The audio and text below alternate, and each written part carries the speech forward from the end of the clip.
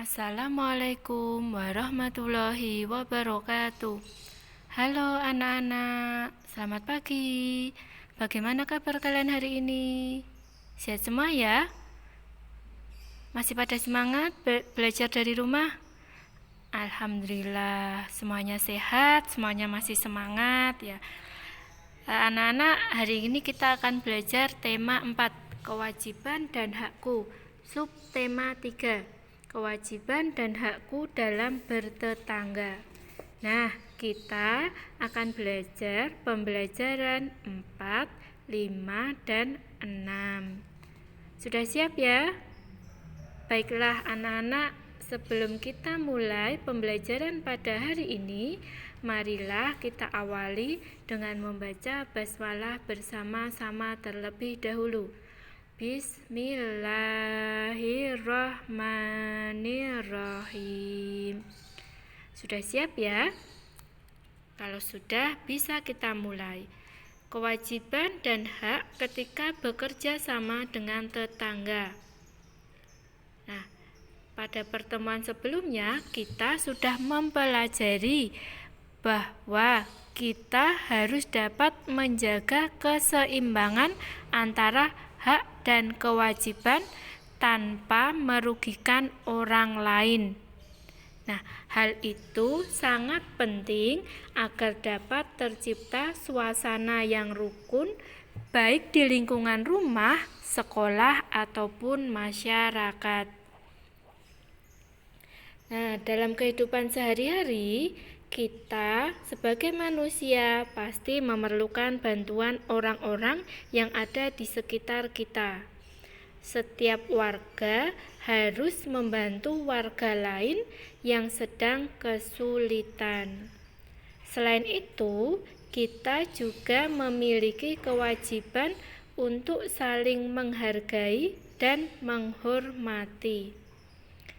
Nah, sekarang salah satu contoh pelaksanaan hak dan kewajiban di lingkungan masyarakat yaitu kewajiban dan hak ketika bekerja sama dengan tetangga. Contoh kewajiban tersebut antara lain adalah sebagai berikut.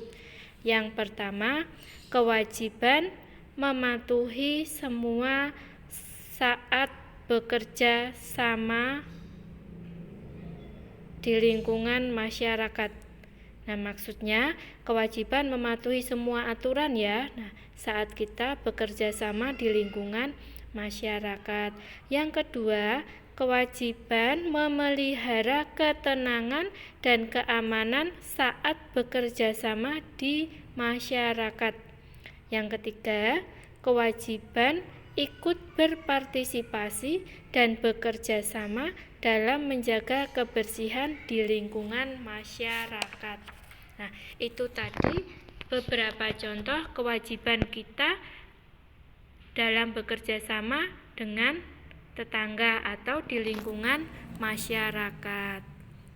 Nah, semua kewajiban tersebut harus dilaksanakan sesuai peran dan kedudukan masing-masing di masyarakat. Setelah melaksanakan kewajiban, kita dapat memperoleh hak-hak kita sebagai bagian dari warga masyarakat. Nah, apa saja hak-hak itu? Nah, hak-hak tersebut antara lain adalah sebagai berikut. Yang pertama, hak untuk tinggal di lingkungan yang bersih dan sehat. Kedua, hak ikut berpendapat untuk kepentingan bersama. Yang terakhir, hak untuk tinggal di lingkungan yang tenang dan aman.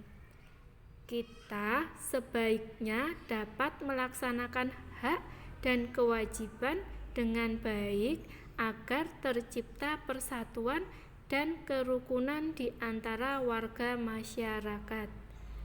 Nah, jika kita saling menghargai dan menghormati, maka akan terpenuhi hak warga untuk hidup rukun, tenang, dan nyaman. Nah, itu tadi beberapa contoh kewajiban dan hak dalam bertetangga. Paham ya? Kita lanjutkan.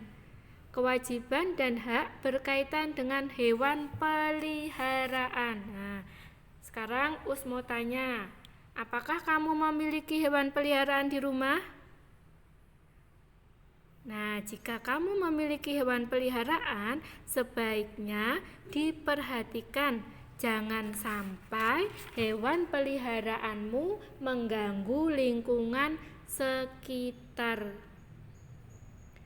Jika kamu memelihara hewan peliharaan seperti kucing, ayam, burung, atau hewan lainnya, nah sebaiknya kamu melaksanakan kewajiban-kewajiban terhadap hewan peliharaan tersebut. Nah, di antara kewajiban-kewajiban tersebut antara lain, yang pertama, menjaga agar hewan peliharaan tidak berkeliaran dan mengganggu tetangga. Diingat ya, dijaga agar tidak berkeliaran dan mengganggu tetangga.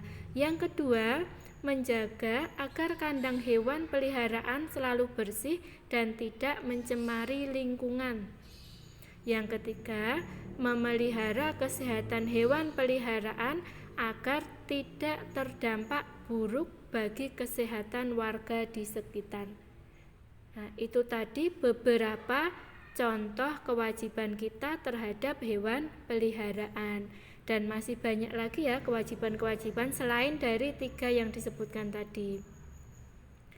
Nah, anak-anak, jika kita dapat melaksanakan kewajiban tersebut, maka kita akan mendapatkan hak untuk memelihara hewan peliharaan di rumah. Kita juga memiliki hak untuk memilih hewan peliharaan sesuai dengan keinginan kita. Sudah paham ya? Kita lanjutkan.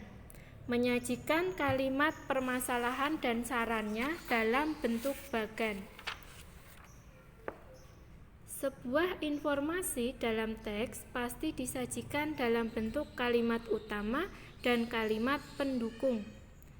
Informasi penting yang kita peroleh dapat ditulis atau disajikan dalam bentuk bagan atau diagram.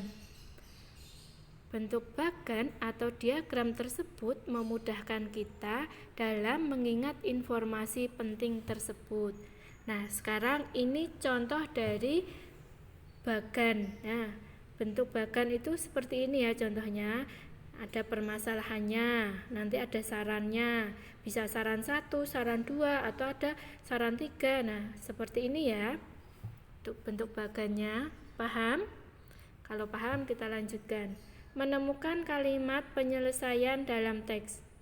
Kalimat penyelesaian dapat ditemukan dalam suatu teks yang kita baca atau kita dengar. Kalimat penyelesaian biasanya diawali dengan suatu masalah. Setelah menyimak teks, kita dapat menuliskan kalimat penyelesaian menggunakan kata-kata baku dan kalimat sesuai ejaan yang benar. Nah, itu tadi cara menemukan penyelesaian dalam teks itu apa? Kita membaca teks dulu atau menyimaknya dari orang lain. Nah, setelah kita menemukan kalimat penyelesaian dalam teks, selanjutnya kita menyusun kalimat penyelesaian berdasarkan hasil pengamatan lingkungan bertetangga. Kalimat penyelesaian dapat disusun berdasarkan teks yang kita baca, misalnya teks tentang kehidupan bertetangga. Setelah itu, kita menemukan permasalahan dalam teks tersebut. Nah, setelah kita menemukan permasalahannya, kita dapat menuliskan pendapat. Nah, setelah itu, pendapat-pendapat tersebut disusun menjadi kalimat penyelesaian masalah. Paham ya? Kalau paham, kita lanjutkan. Menyelesaikan soal cerita perkalian 2 bilangan yang hasilnya diketahui. Ya, ayo coba ingat kembali tentang cara menentukan pasangan bilangan dengan perkalian tertentu. Kamu dapat menggunakan operasi hitung yang merupakan kebalikan dari perkalian, yaitu pembagian. Pertemuan sebelumnya sudah dibahas ya. Nah, sekarang perhatikan soal cerita berikut. Ayah Dedi memiliki 400 bibit ikan lele. Ia ingin membagikan sejumlah bibit ikan lele tersebut kepada para tetangga. Pertanyaannya, berapa banyak tetangga yang akan menerima bibit ikan lele? Berapa banyak bibit ikan lele yang akan diperoleh setiap tetangga? Nah, sekarang permasalahan tersebut dapat dituliskan sebagai berikut. Nah, banyak tetangga dikali banyak bibit ikan lele yang didapat setiap tetangga sama dengan jumlah bibit ikan lele. Nah, sekarang misalkan banyak tetangga itu ada 40 orang, maka bibit ikan lele diperoleh tiap tetangga dapat ditentukan dengan sebagai berikut.